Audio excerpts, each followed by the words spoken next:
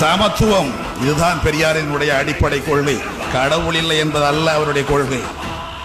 எங்கே சமத்துவம் மறுக்கப்படுகிறதோ அங்கே நாத்திகம் பிறக்கும் என்பது.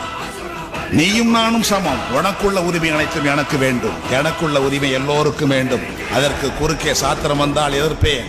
சாத்திரத்தை உருவாக்கியது மதம் என்றால் எதிர்ப்பேன். மதத்தை உருவாக்கியவன் கடவுள் என்றால் அவனையும் எதிர்ப்பேன். இதுதான் பெரியாரியம். கருணை